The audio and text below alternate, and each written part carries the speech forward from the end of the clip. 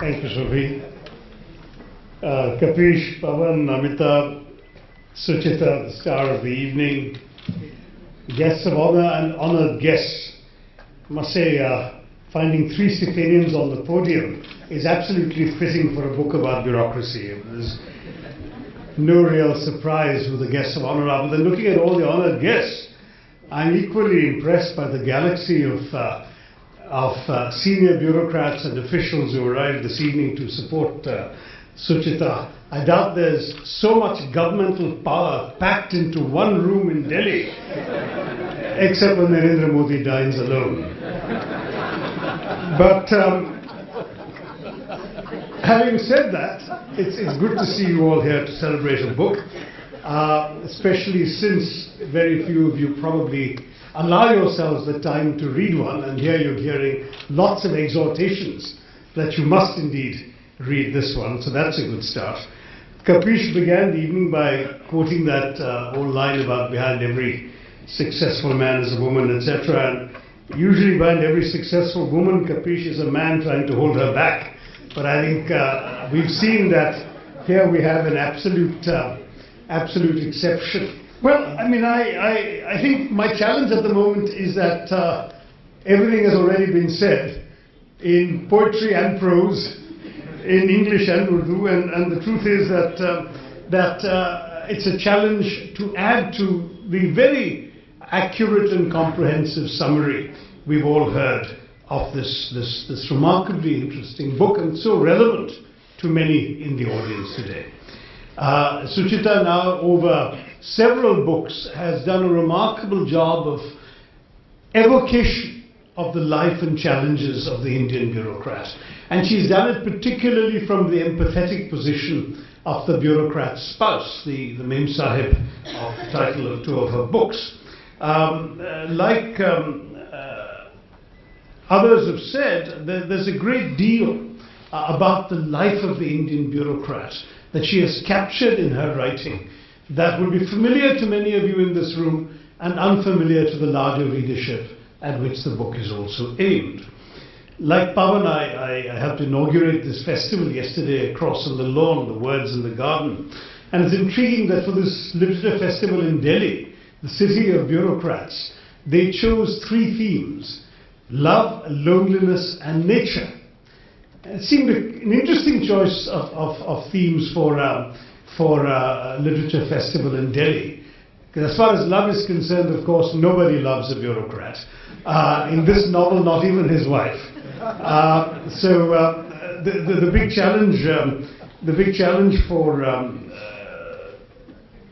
writing literature about bureaucracy and love is largely its absence, which is what the challenge in many ways is. And the other theme of loneliness, which Pavan tells us he's been addressing right now, that's truly a real concern, because the bureaucrat knows that many of the people, other than fellow bureaucrats perhaps, who come across his path do so because of the position he occupies, that many of their professed affections are transactional in nature, that what they really want is something from the position that you occupy rather than truly knowing and appreciating the human being who occupies it.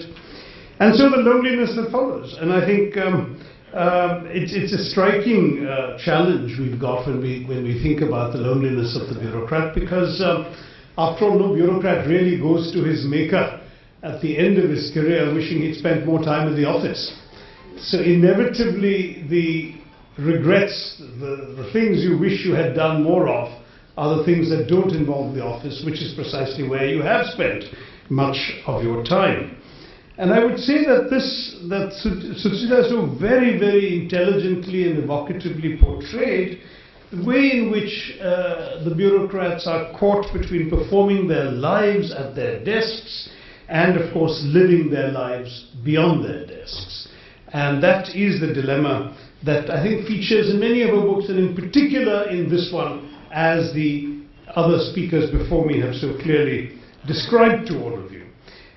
She is sound on things like the dominance of the professional life in people's concerns, the extent to which nothing else really can occupy credible space, how that becomes not the first priority but the only priority, and how as a result family life, relationships and other personal matters suffer terribly. And then there's also an evocation of a depiction of the moral compromises, the challenges, the demands that are made on the professional bureaucrat, that to fulfill which he would find himself at odds with his own values. And in many ways the portrayal of the Indian bureaucrat caught up in these dilemmas is very striking, because it really does inspire faith, I think, in the non-Indian bureaucrat reader, in the quality of our governance, that there are people like Shubhojit in the book who are actually making the decisions. It's not just this anonymous brick building with dusty offices and musty files, the old stereotype of the bureaucrat, that there are human beings making decisions, struggling to do what's right for themselves, for the country, and for the cause that they've sworn to serve. The book ends, as has already been given away by the other speakers, with Shubhojit quitting the service.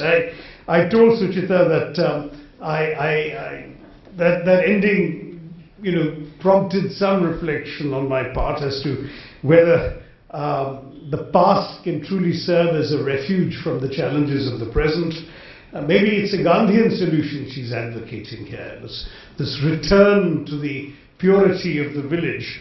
But is the loneliness of a rural idyll really better than the loneliness of the hard-working bureaucrats in the office? Both are different forms of loneliness.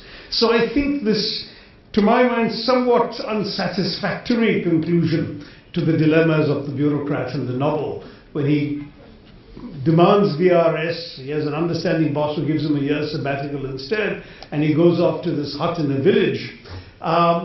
That, to my mind, can only be a prelude to a sequel. But let me just say that this depiction of the need to balance professional dedication, personal fulfillment is very well done. Suchita has, in many ways, as I say in my blurb at the back of the book, really brought the soul into the soulless bureaucrat of stereotype and cliches. So with those words, let me congratulate Suchita on Scent of the Soil. Let me congratulate Rupa and Kapish for, as usual, having brought out a very attractively produced book. And as with Rupa usually, also a very affordable book, hint, hint, to those in the audience who are going to not find the time to read it. This will, I think, make for a very quick read, and I wish it and its author all success with this volume and for the many more to come. Thank you very much.